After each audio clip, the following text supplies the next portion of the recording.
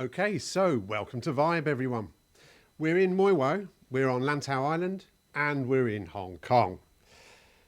For the first talk this year, for the first presentation, we've turned to author Tim Smith. Tim has written a book called Not Your Average Joe, and it's a biography of Joseph William Hobbs. The talk today will be around 40 minutes, Tim. Yeah, about that. And after the talk, we will invite questions from the audience, so we'll come round. And then we're going to sample some whiskey, because after all, this book is about a whiskey. So today's presentation is going out on Facebook. We have cameras here and we have camera here. So please avoid those camera views as you move around the shop. All right, without further ado, I'd like to introduce to you today Tim Smith. Thanks very much, Gary, and unexpected applause. Nice to see you, everybody. Thanks for coming along today, and thanks particularly, Gary, for hosting this, and to Sol, thank you for sponsoring the drams for us to have to accompany the talk today, which is very welcome. My pleasure to talk to you a little bit today about a hero of mine, a guy called Joe Hobbs, Joseph William Hobbs. He was born in 1891 and died in 1963. And after I had resigned my job a few years ago, I was looking for a good project to work on. So I thought I'd give writing about this guy's life history a go as my sort of first post-retirement project. Because Joe Hobbs lived for about 70 years, but he managed to pack in more in each decade of his life than I think most of us achieve in a whole lifetime. And don't be put off by this slide. It's just a schematic of what he did. In every decade there was something interesting, and I'll try to just run through some of the highlights of that over the next 40 minutes or so. To start with then, Joe was actually an Englishman. He was born in a place called Kingsclere in Hampshire. He was the first of 6 children, and his parents, his family, were serially unimaginative. 5 generations of older sons were called Joseph Hobbs. They never got beyond that, and that actually makes it very difficult to distinguish between them. But they were a family of entrepreneurial farmers from the area around Thatcham, which is near Newbury in Berkshire. So just a little bit of background. Joe's grandfather, he was the one that really put the family on the map. He went from very humble beginnings and was very successful as a farmer, so that by the time he passed away, he actually owned 4 farms, 1,600 acres, and when he died, he had an estate which would be valued in modern terms at around 145 million Hong Kong dollars. So quite a lot of money from nothing.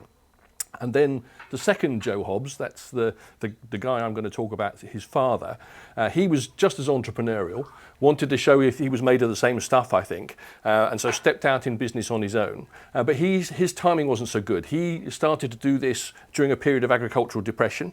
Agricultural prices were falling by the time he set out in business, and he only leased his farms, he didn't own them, so the price he was paying to hire the farms was going up every year, and that meant he ended up going bankrupt in 1895. After 4.5 years where he tried to pay off his bankruptcy debts, the family in May of 1900 decided they'd had enough of England and they would emigrate, and they moved to Canada. And so Joe Hobbs, the subject of my book, he was 9 years old at this time. They went across on a ship called the Tunisian, steerage class. They had no money. And they settled in a place called Sault Ste. Marie, which not many people have heard of, but if you go to Toronto in Ontario and you go northwest, several hundred kilometres, you come to Sault Ste. Marie. And it's actually on the lakes, but it's on the southern part of Canada. On the other side of the strait that runs through there, the river that runs through it, is actually the USA, so it's right on the border. And the picture that you can see here in the centre, this is the only picture that exists of the whole family. So this is Joe Hobbs, the guy, the subject of my book, in the top right, together with his mother and father and his 5 siblings. They weren't brought up in total poverty, but they had no money. And Joe went to the public school. And then the big company that was flourishing at that time in the Sioux was called the Lake Superior Corporation. And Joe very quickly showed his entrepreneurial skills. From leaving school at the age of 16, he started with that company and built his way up to become the head of the telephony department. This is Joe mending telephones in the Lake Superior Company's premises there in the Sioux. But he only stuck that a couple of years, because then he set out in business on his own. And as I mentioned, just across the river from where they were in Sault Ste. Marie, there was no bridge across the river at that time. So Joe started a ferry service, and he bought his first boat. And a couple of years later, he built another boat with an engine this time, and really started out on the first of many entrepreneurial projects. And he then resigned that around 1914 to go and become the civil engineer working for the local Department of Work. So he already showed, I think, a great deal of enterprise as a youngster. And then around that time, the First World War broke out. And Joe moved on from private business, and he signed up. And in typical Joe Hobbs style, he didn't want to do something too dull, so he managed to get enlisted as one of the very first military aviators in Canada. He joined the Royal Naval Air Service, that was the British Royal Naval Air Service at that time, and trained, and he was actually the 44th graduate from the first group of people that were trained as military flyers in Canada at that time. And he'd chosen a very glamorous but statistically extremely dangerous way of serving his country. The average life expectancy of a military aviator in the First World War was only 18 flying hours per person. Many people died, often in training before they even got into the war. But once he'd passed his training, he went off to England, and he served between 1916 and 18, mostly flying these flying boats that you can see in the bottom left. I'm sorry, I don't know, you can see on for people on this side, doing patrol work over the North Sea and the western approaches, and he was promoted multiple times, and it ended up as the second in command of a big air base at a place called Catwater near Plymouth. He survived totaling his plane one time on landing, and saw a lot of action. And then at the end of the war, he was posted back to Canada, where he had the job of building and scouting for locations to build seaplane bases. And he did that on a ship here called the Stade O'Connor, which comes back later in his career, because he bought that ship subsequently. And then before he finished with the war, the First World War ended, but there was a little known codicil called the Archangel Campaign, where American and British forces fought in the Russian Civil War. And Joe went as the head of the seaplane operations on this ship. It's called the HMS Pegasus. It was one of the first aircraft carriers ever to exist. You could fly a small Sopwith off the ramp at the front, and at the back there was a hangar and a crane where they could load and unload seaplanes, and Joe was the head of flight operations on that during the Archangel campaign. But with that, his war was over, and he came back to Canada, and he went to live on the west coast in Vancouver.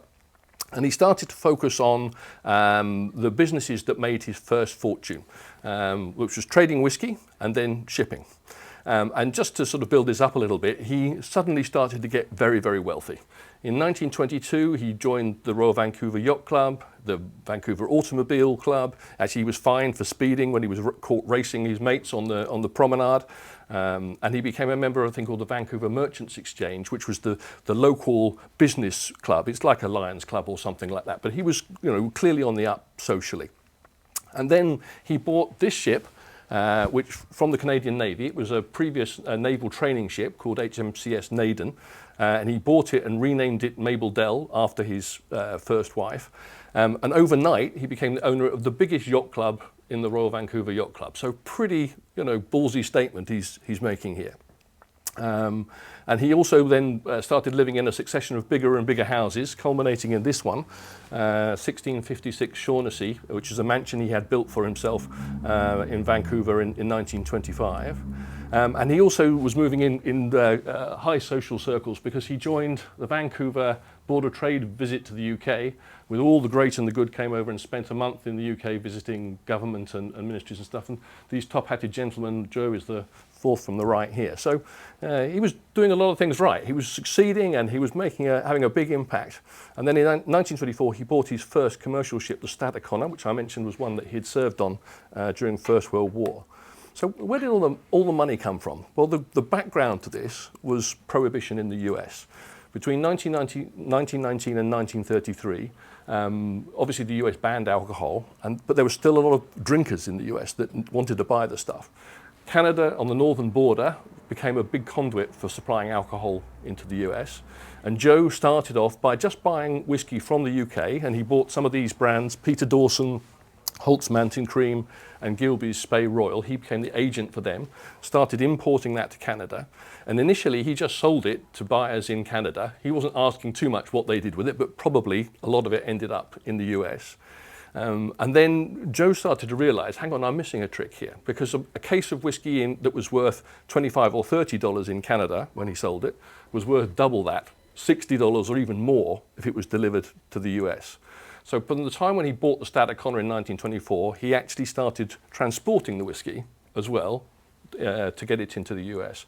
And on the next couple of slides, I'll just give you a couple of examples of what he did. So in 1924, he bought this ship, Stadacona. Sorry, there's a typo here. It's actually, he bought it for about 7.5 million Hong Kong dollars. This ship was already well known as a rum-running vessel at that time. And the US authorities were well aware of it. So they used to send their patrol ships to wait outside Vancouver for known rum ships to leave the port. And this vessel at the bottom here in the slide here is the Snohomish. It's a US naval cutter. In 1925, it was March 1925, it was well documented in all the newspapers. The Snohomish played cat and mouse. It chased the Stadacona all the way down the west coast for several days. And in the end, Joe only got rid of them by just steaming out to sea. They just turned west and headed out to sea. So when the Snohomish knew they were going to run out of fuel, they had to give up, and Joe carried on. Later that year, they were fined $800 for a false customs declaration in Ensenada in Mexico, because what happened was the ships used to leave Vancouver laden with rum and whiskey and other booze to go to the US, and they'd say they were going to Mexico, but they never got to Mexico. All the whiskey was sold en route and offloaded to speedboats that used to come out from the west coast and take the whiskey ashore. So he had to tell the Mexican authorities he'd been here and discharged the whiskey, and he got a chop and a certificate to say he'd done it, and the US authorities figured that out and fined him. And then I think things were probably getting a little bit hot, so he thought it would be a good idea to change the name of the ship. So he sent it to a shipyard to have a refit, and bizarrely the ship came out with the name Kaya Kuzmut. And nobody can understand what that was about, but apparently the story is he had telegrammed the yard, and he wanted to name the ship after a mountain in the Caribou part of Canada called Kayakuz Mountain. And he telegraphed Kayakuz MT. And the yard workers painted that literally on the side of the ship. But again, the story goes, because Joe realized everyone was confused by this, he thought this would be good. This would also confuse the US customs guys. And there was a lovely story in the Province newspaper in Vancouver at that time, which I'll just quote to you. It says, "If all the vessels engaged in the liquor trade south from Vancouver follow the precedent established by the Stadacona, a conversation amongst the United States Prohibition Protection Fleet officers will soon like an influenza epidemic." Kaya Kuzmut, Kaya Kuzmut. So, and then also that year, the ship, Stadacona, very unusually got close enough to the shore in California actually to be fired on by police officers. So a lot of activity for Joe's ship Stadacona in 1925. And in 1926, he went a bit further. He bought two more ships, a very similar pattern with both of them in. The first one was called the Lillehorn. He bought it in Europe and chartered it to a company called the Scottish Shipping Agency for a voyage from Leith, the port of Edinburgh, to Vancouver, transporting 13,000 cases of whiskey. First thing they did was they went to Antwerp, and they actually discharged the cargo and reloaded it. And the reason they did that was in order to get the threepence per case excise duty back from the British government. So he's about to make, by the way, millions of dollars from illicitly smuggling a shipload of whiskey to the US, but he still wants the threepence a case back from the British government along the way. Having reloaded the cargo, they went through the Panama, and then when they got to the west coast, all of the cargo was offloaded to small boats en route, and when the ship finally gets to Vancouver, it's empty, all the whiskey's gone. And then he did exactly the same thing a little later that year with another ship called the Hurry On. He bought it from Schroeder's Bank, and it took whiskey through the Panama across to the US with all the cargo disappearing en route. So by background, I'm a shipping guy. So I've done some calculations, and I think very conservatively, he made around 40 million Hong Kong dollars on each of these voyages, pure profit, after he'd paid for all of his expenses. How do we know all this? Well, in 1927, the Canadian authorities did an inquiry into the Canadian Customs Service, and Joe was called as a witness, so he had to go and explain himself. And he said, I'm just an innocent ship owner. I was just owning the ship. All this stuff with the whiskey, that was the charterers. They did that. So he avoided any responsibility. And just to make it clear, I perhaps skipped over this a little earlier on. At that time, he wasn't doing anything illegal from a Canadian perspective. There was no problem with exporting whiskey from Canada, if that's what you wanted to do. They didn't care where the whiskey went after it had left. So he had broken no Canadian laws. The only laws that were being broken were the ones that imported it into the US. And of course, he didn't do that. He took his ship down the west coast. They waited in international waters. Speedboats came out, picked up the whiskey and smuggled it ashore. Joe was doing nothing wrong. But he was sailing pretty close to the wind. And as the US geared up and got better and better at enforcing their laws, and they actually started going after the money of the smugglers, which I think may be what was really in Joe's mind. From around 1927, he realized that this was getting a bit dangerous and that there were other ways he could make money, just as much money actually, but which were entirely legitimate. So from 1927, he started working with a company called G.A. Stimpson's. They were a broking company that invested particularly in property development. And together they came up with the plan to build the first skyscraper in Vancouver, which is what they did over the next couple of years. And in the spring of 1928, they had the ceremony to mark the beginning of construction. This is Joe on the far left. And this here is the man here is W.H. Malkin. He's the mayor of Vancouver. And Malkin's about to blow a silver whistle to get the construction started on Marine Building. And then about a year later, in October 1929, you can see that the external structure of the building was already complete. And you get some idea then of just how what an impact it had. Vancouver at that time was still quite a low-rise city, and this was the first really big building, so it started to dominate the skyline. And actually, not for the first time, Joe's timing was really bad, because he got to this stage in October 1929, and then, of course, at the end of that month, we had the Great Wall Street crash. And the immediate impact for him was that Stimpson's, who were his partners who had been putting most of the money up for this development, really started to get into deep water. Their money ran out. And Joe had to go to New York. He went to a company called the Starrett Investment Corporation. Walter Starrett, who was the guy that built the Empire State Building, and he built 50 other skyscrapers in the US at that time. And Joe managed to negotiate a bit over $1 million to get Marine Building finished, which he then did, and that's the bottom picture. That's Mayor Malkin back, this time with a golden key that he's handing over on the completion of the building. And I'll just show you a little bit about what the building was like, because it was truly exceptional. He really went to town on this. I don't know, some of you may know that Sir John Betjeman, who was the UK Poet Laureate for a long time, but was also an authority on architecture, and he described this Marine building that Joe built as the best Art Deco office building in the world. And if ever any of you go to Vancouver, you can go and see this building. I highly recommend you do. It's just extraordinary. It's full of all inlaid hardwoods in the lifts and in the lobby area. It's very, very ornate and elaborate. There's stained glass windows everywhere. And as you can see on the skyline at that time, it was absolutely incredible and created a lot of fuss.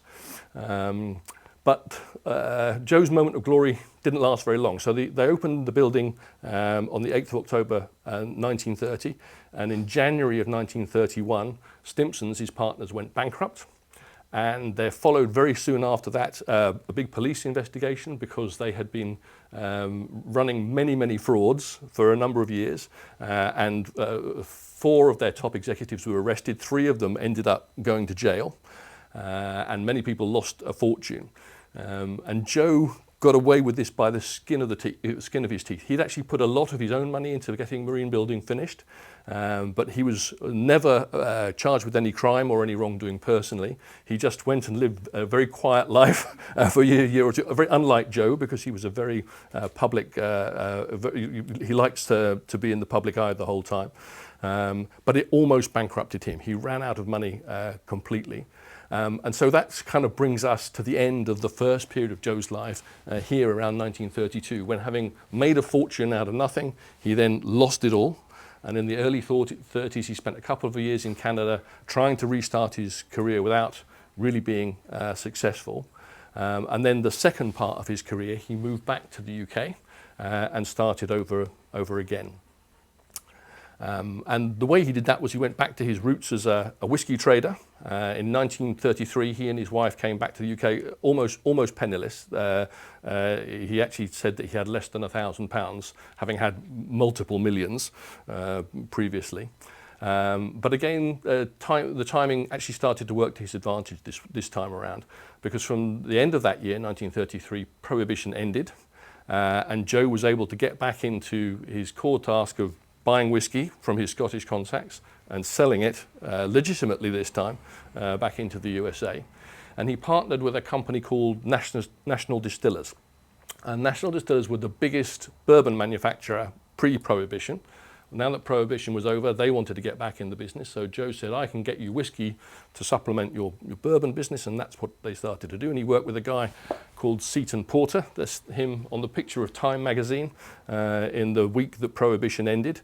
And first of all, Joe just started selling them whiskey. But then in 1936, Joe convinced Seton Porter that actually it would be a good idea to buy some distilleries.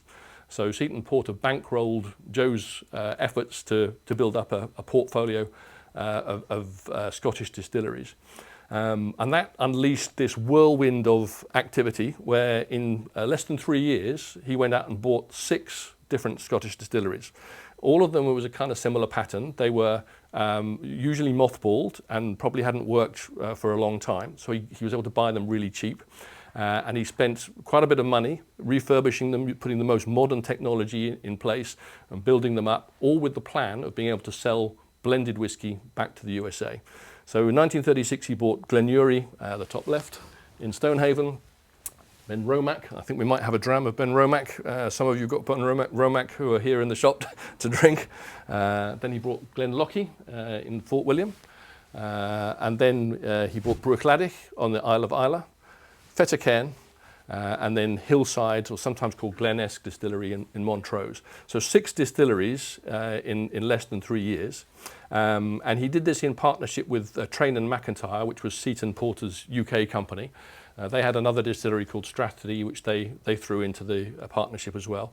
So in 1938, all of these 7 distilleries were injected into a new company called Associated Scottish Distilleries. And by doing that, Joe went from nowhere to being the number 2 in the Scotch whisky industry. There was only one company bigger than him, and that was the Distillers Company Limited, then as now the industry leader by a long way, but an incredible achievement. So by the start of 1939, he'd finally got all the pieces in the jigsaw. He could produce at scale all the whiskey he needed, malt whiskey and grain whiskey to make blends. And he had a number of brands like Old Angus, this one. And the picture on the left here is actually an advert from a San Francisco newspaper in 1939, which actually shows all of these distilleries on the map and saying, you know, we control this production, we can reliably bring all this good whiskey into the US. And so he was all set to finally make some good money from selling whiskey legitimately. But again, timing is everything. 1939, start of war, Joe realized that it was going to be put the kibosh on his whiskey plans. Whiskey was going to become subject to government control, just like it had been in the First World War. He wasn't going to be able to make any money on it. So he took the decision very pragmatically to sell out his share. He said it looked as if it was going to be a 10-year war. And what he did was he sold his shares in ASD back to his partners, Train and McIntyre. So just to show you what a good entrepreneur he was, and some of this is typical Joe, right on the limits of what would have been allowed, he had actually bought 3 of these 6 distilleries himself and then sold them to ASD for 2 or 3 times the price. So he'd already made a profit from buying and selling the distilleries that he put into this joint company. And then by doing so, he had made that joint company go from worth nothing to worth a lot of money. And when he sold that business, he took the value of the shares, half of the company value he took out, £38,000 in those days for his shares. So he made a second round of profit from his partners, Train and McIntyre. So very conservatively, he rebuilt his fortune to the tune of about 75 million Hong Kong dollars in modern terms from that bit of entrepreneurship. And that sort of thwarted his whiskey ambitions for a while. And I'm not going to talk too much about the next period, because during the war he went off and ran a company that produced welding and cutting technologies for industry. Another very typical bit of Joe entrepreneurship. But in the interest of time, I won't spend too much time on that now. But if you're interested, you can read about it during the book. From the book. And then towards the end of the war, he thought it's time to start again in whiskey. So in December 1943, he purchased the lease on another distillery. That was Ben Nevis Distillery in Fort William. That's this one up the left with the famous mountain Ben Nevis behind it. And actually the lease was for 2 distilleries, because he also bought the rights to this one underneath, which was a bit confusingly called Nevis. So Ben Nevis and Nevis, this one's sometimes called Loch Arbor, just to differentiate it. And he paid £20,000 for the lease of these 2 distilleries. And then in another typical bit of Joe Hobbs entrepreneurship, he immediately sold this distillery, Nevis, to his old partners, Train and McIntyre, for, guess what, £20,000. So effectively, he bought Ben Nevis for nothing. He paid $20,000 for the pair, sold this one on for $20,000. He's got a distillery for free, effectively. It actually took him a little while, though, to get this one back into operation, partly because there were many years of government restrictions. At the end of the war, they couldn't get the barley and the coal and things to make the whiskey, but also because the lease he'd bought had to be renewed every 5 years, and there was a risk that on the renewal he might actually lose it. So he wasn't able to do his usual trick of upgrading and reinvesting in the distillery for a while. And then in an interesting development, he eventually found a good solution.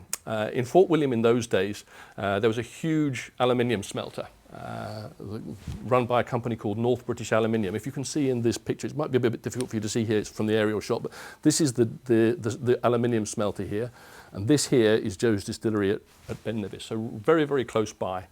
And this smelter produced at that time more than half of the UK's aluminium. So it was a big thing for the government. But Joe said to them in 1945, he said, you know, the emissions from your plant, it's blowing over my distillery, and it's blowing over my land, my farm that's next to it, and you need to do something about it. So they had a bit of a discussion, and the aluminium guy said they would deal with their smelters. But they did it very slowly. And so in 1946, Joe took them to court. Said, you've got to fix this. If you don't, then you should stop operating. Typical UK court case, it took years, but in 1949, Lord Burnham in the Court of Appeal ruled that Joe had a very substantial case for complaint, and he instructed NBAL to find a settlement with Joe, or he would close the smelter down. And this resulted in a huge win for Joe, because the main thing he got out of it was he got a new 99-year lease for the distillery for just £1 a year. So a fantastic thing. He's taken on the might of the British establishment, the British government, and this was, as I said, providing 70% of the UK's aluminium at that time. But he took them on and managed to get the outcome. And I think it's quite interesting. The guy at the bottom here, his name was Commodore Lindsay. He was one of the North British Aluminium directors. And Lindsay always maintained that Joe only did this in order to get the lease extended on the distillery. He reckoned there was no real damage from the emissions, and that this was all just a ploy in order to be able to get an extension on his lease. And having done that, he then, Joe totally rebuilt the distillery. He put new pot stills in, new equipment, a malt hammer. He electrified the whole thing. And then in what became a bit of a trademark for him, he also put a lot of money into installing a thing called a coffee still, which is used to make grain whiskey. So to make blended whiskey, you typically take a proportion of malt whiskey, 30 or 40%, but the majority is grain whiskey, maybe 60 or 70%. Joe was very unusual in putting the equipment to make both of those things in one place. Normally they're done separately because they're totally different processes and a different scale. But Ben Nevis, he could produce malt and grain, and then he could make his own blends. And in 1957, he decided to repeat the trick. He bought an old brewery at a place called Lochside in Montrose, and he converted that as well, invested a whole load more money to put another coffee still in, as well as the pot stills. So now he had 2 distilleries where he could do the same thing. He could make malt and grain whiskey, and he could make his own blends. And so during the period, probably actually from the mid-50s really, until his death, he finally achieved his long-standing ambition of being able to produce good quality malt whiskey. He could make his own blends, and his famous one was called Sandy McNabb, and he sold that very successfully into the US. And this on the right here is actually one of the advertisements that he had at the time. The picture is actually from an embroidery that was made by the wife of Joe's grandson, which is why I've included it in the book. But it kind of says a little bit about Joe's sort of approach to marketing, which I think sums him up quite well. Excuse me, I just want to be able to read this. It says, "He who whispers down the well about the wares he has to sell will never reap the golden dollars like he who climbs the tree and hollers." And I think that's exactly what Joe did for many years. He hollered the whole time about all the things that he was doing. He was a master of self-publicity. And we see that as well in the last big activity of his life, because alongside Fort William, Ben Nevis, when he went to Fort William, he also bought a huge estate from Lord Abinger in 1945. And he was quoted at the time as saying, "I went up there to retire. I bought Ben Nevis Distillery. I thought I'd better buy a house. To get a house, I had to buy an estate. I thought I'd better put the estate to work." And that's exactly what he did. He bought this amazing 19th century castle with a huge amount of land. It was very run down at that time because the estate had been used for military training during the war. And the land was thought to be very, very poor, and everyone thought that he was never going to be able to use it for anything worthwhile. But he decided he was going to make a ranch out of it. He went back to his Canadian roots. He said, "I know how they do this in Canada. We can do this here. I can make this into a productive beef farm." And he brought a lot of Canadian ideas. He brought huge Canadian prairie-busting plows in and started ploughing up all of both the lowland and the upland. He used the good quality land on the lower part of the estate to grow grasses, to make silage, and he limed all the uplands to drain them so that they could make good pasture land. And he used heavy equipment, bulldozers and all these things to build fencing and drainage ditches and so on, and really sort of took a sort of industrial approach to it. He described what he was dealing with as more of an engineering problem than a farming problem, and he took this very technological approach to addressing it.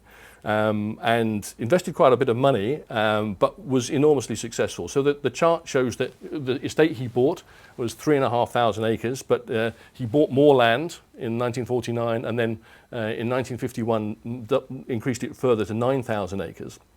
And he was able to take the number of cattle he farmed from 75 when he bought it to 200 when he started doing commercial ranching on a proper scale. But then very quickly 400, 600, 900, and then by 1956, 1,200 cattle were on this farm. And he increased dramatically the amount of arable land and the amount of fencing and drainage that was on there as well. And caused quite a lot of controversy because, he upset a lot of locals who said, you weren't supposed to be able to do this. All these guys had been farming this land for years, never done anything like this. All said what Joe was doing was impossible. And I think they had their noses really put out of joint by it. Joe, I said before, he was a tremendous self-publicist. He put huge amounts of effort into talking about what he was doing. And I think at this time, in post-war Britain, it was an austerity environment. There was still rationing of many things, including beef, by the way. I think the romance of what he was doing, making a ranch, and he actually portrayed his herdsmen as cowboys. So they went out in kilts on horseback with lassos, and they were regularly, newsreel, Pathé newsreel films of him doing all this stuff. He was in the papers the whole time. I think he really shook the place up.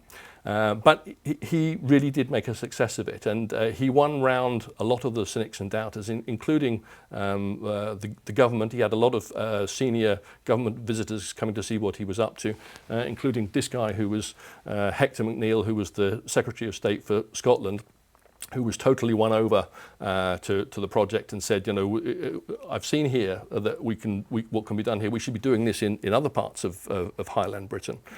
So Joe was asked to serve on a number of committees, the Hill Lands Committee to increase the number of cattle reared in the UK, and he was also made chairman of the Scottish Board for Industry's Highland and Islands Committee. But from about 1957, when he got the size of his cattle herd up to about 1,000 head, he kind of stopped expanding and just ran it as a steady state. But I think it was widely recognised that he actually had been hugely successful. He said, if we live long enough, we shall make these barren hills of Lochaber look like the Downs of England. And he was asked by a guest at a dinner to sort of commemorate his success if he truly believed that the approach was, economically profitable. And he said, of course. He said, I wouldn't be in it for 6 months if there were no dividends.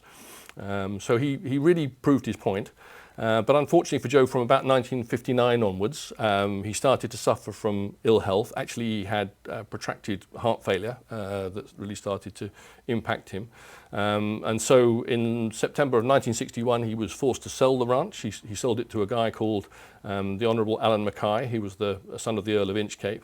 And in October of 61, Joe participated on horseback in the last roundup of his cattle, bringing an end to his great ranching experiment. Before I end, I'll just briefly mention a couple of other interesting features of Joe's life. He was always mad keen on anything nautical. Sailing and yachting were his big passions. And I already mentioned, when he first made his first fortune, he went out and bought this huge yacht in Vancouver, the Mabel Dell. Interestingly, when he lost his fortune after the great crash, he had to sell the yacht, and he sold it to a guy called John Gilbert. And I don't know if there are any film buffs here. John Gilbert was one of the great stars of the silent movies in 1920s America, and Gilbert bought the yacht because he wanted to use it to court a very famous actress who was Greta Garbo. And he took Greta Garbo out on his yacht and wined and dined her, and successfully ended up marrying her. So the yacht that was no good for Joe was good enough to win the hand of Greta Garbo. Subsequently, Joe always had a yacht, and he always made a point of making them interesting. This one, Tor Lundy, he bought an ex-World War II landing craft and converted it into a yacht. And this one, Ocean Mist, at the bottom here, was an ex-trawler that he converted into a yacht. And today, Ocean Mist is actually a floating hotel in the port of Edinburgh. If you go there, I recommend going and have a look at it. The new owners have done a fantastic job at really making this a spectacularly luxury hotel. It's really nice to see and nice to stay there. And then I'll just say something about his awards and recognition. So as you've probably seen by now, he had a very active life, did a lot of things, and he earned a few rewards along the way. He was made a member of the Worshipful Company of Shipwrights and a freeman of the City of London. That was mostly for his war work, actually. In 1950, he was made a commander of the Order of St. John by the King. And also in 1950, he was only the third person to be presented with the freedom of the city of Fort William. So he got a lot of praise for what he was doing.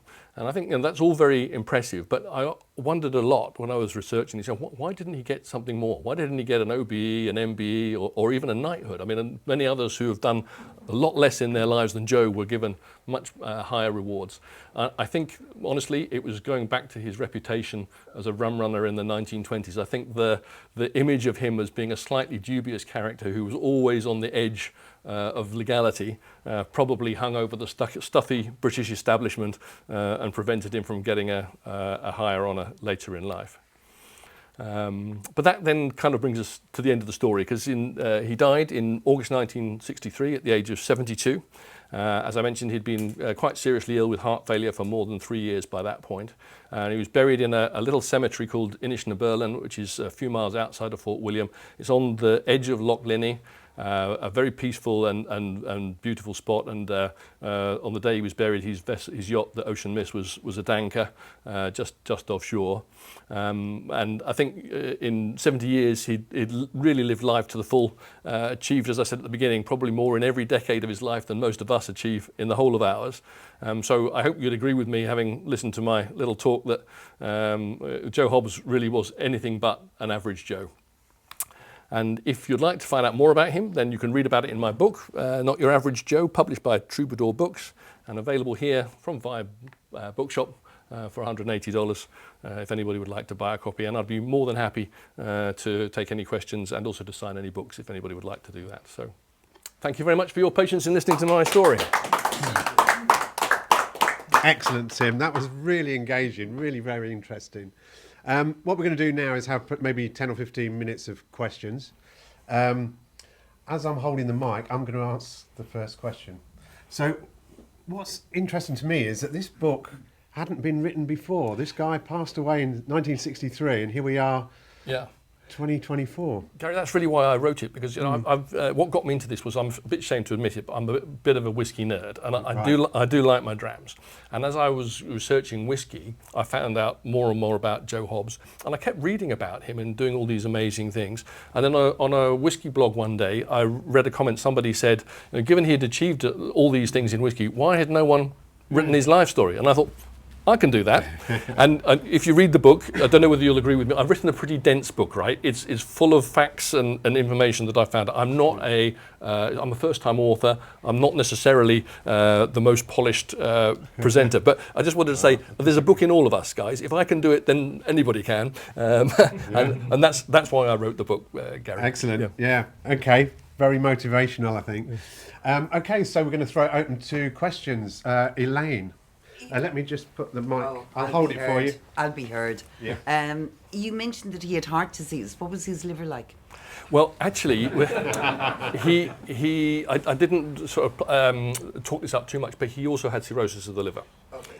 And I think that was a factor. I haven't been able to find out that he was a very heavy drinker, but I think to have spent like all these decades in the whiskey industry, he must have had plenty.